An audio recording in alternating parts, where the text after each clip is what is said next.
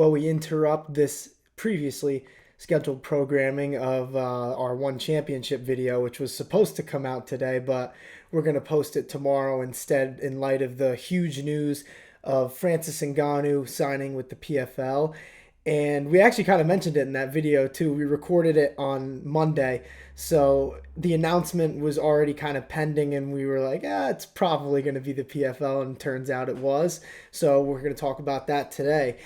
And it is a multi-fight deal. He's not going to be fighting in MMA until 2024, and that's because they have to have time to build like an opponent for him, because he's not just going to be competing in the heavyweight tournament, because the PFL has their seasonal format where there's like rankings, and each fight, like if you get a first round finish, it's a certain amount of points and you rise in standings, and then there's the playoffs. So it has more of like a traditional sports type of format. But Ngannou's not competing in their heavyweight division. He's competing in their super fight division, pay-per-view super fight division.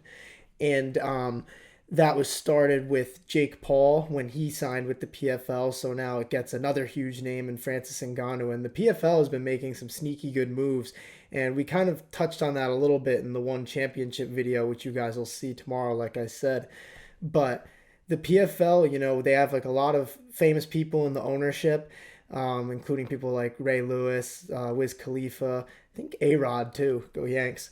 But at the same time, now getting Francis Ngannou is such a big step for the PFL, because I think now this is the first time in a long time where we can actually debate that the UFC might not have the best of the best anymore. Like, yeah, there's some divisions like 205 and other ones that you can kind of compare like a little bit, like Nemkov versus Jamal Hill, people like that. But Francis Ngannou left the UFC as the heavyweight champion, the baddest man on the planet, and he never lost that belt. Yeah, John Jones is the champion now, and I obviously have a very high opinion of John Jones. For if anybody's been watching this channel for a long time, they do know that. But Francis Ngannou left with the title technically. I obviously relinquished it, but at the same time didn't lose it in the cage, and now he's going to be going to the PFL Smart Cage. And yeah, this is just gigantic for the sport. And outside of just for the PFL, this is big for fighters and big for Francis, because not only is he signing a multi-fight deal, he's going to be on the Global Athlete Advisory Board, which basically means he's going to be focusing on helping fighters from an executive role. He's going to be like on the board pretty much, which is that's like a crazy thing. I think that's the closest thing that we've gotten to a fighter union in a long time, I think. I don't know how likely a union would be, because that would take so much.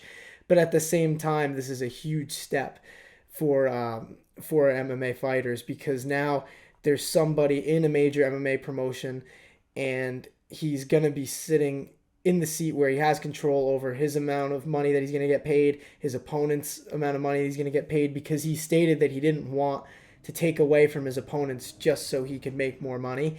And because of that, his opponents are going to have a base salary of $2 million, which is negotiable to go up. And Francis Ngannou is obviously going to be making quite a bit more, which is crazy enough to think. And he is getting pay-per-view points, which is massive for him. But then alongside with that, he's going to be the chairman of PFL Africa. So we've seen lately that the PFL has been expanding to different parts of the world. PFL Europe is starting to grow. And Ngannou is going to be in charge of spearheading their expansion into Africa, which I think is awesome. That means a lot to Francis. But then, again, this is like another thing. An MMA fighter who's at the top of his game is really helping from an executive role to build the sport. And this is a partnership pretty much with the PFL now. Like, yes, his deal is multiple fights, but at the same time, now he's going to be dealing with things from an executive role, just in terms of growing the sport in Africa. And then, like I said, helping with fighter pay on the Athlete Advisory Board. But the PFL Africa thing is really interesting to me, because Africa is still kind of, growing in terms of MMA. Like Kamaru Usman, I think, just started a promotion there, which is cool. The UFC has said that they want to have events there, but now that the PFL has Ngannou to basically lead this charge, I think that Africa could be PFL's territory pretty soon. And, Francis did happen to say on the MMA Hour that there's probably not going to be a PFL Africa event until 2025, although he's pushing for 24. But at the same time, still, he can scout regional talent, and hopefully we'll see more fighters from Africa getting paid and, you know, coming over here to have some big fights. And the last thing I really wanted to talk about, this is really just a run through of it. Um, in terms of his like the money that he's pulling in, I just mentioned already that he's going to be making millions per fight, as well as pay per view points. But then also he's able to have sponsorships. I think it's a max of two or three, which is gigantic for someone of Francis's stature in the sport. And this is big. This is just a big thing for MMA. That's why I wanted to make this video instead of just, going forward with the one versus UFC video that we're going to have tomorrow. This is huge news in MMA. You could argue that Francis Ngannou is the biggest free agent in MMA history. I mean, you could argue Nate Diaz as well, but Nate wasn't champion at all in the UFC. Francis left again while he was the UFC heavyweight champion, so his bargaining power was at an all-time high. We weathered the storm of BKFC one championship and the UFC just kind of saying things about Francis, and everybody was wondering, including me and Tiz, just who he would sign with. Me and Tiz figured that one or the PFL was probably going to be it because it just made the most sense in MMA. But now that he's in the PFL in this super fight division, only on pay-per-view, he's going to be making a lot of money, and hopefully his dance partners are going to be making a lot of money too. $2 million at a minimum isn't too bad if you ask me.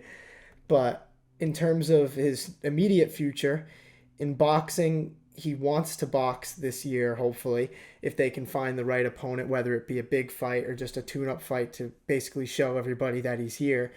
That's the immediate future plans for Francis Ngannou. So it's more than likely going to be boxing towards the tail end of 2023, and then hopefully his MMA debut will be at some point in 2024.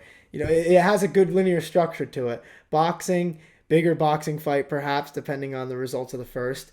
We have a pay-per-view super fight division in MMA still with the PFL that could happen at any point in 2024.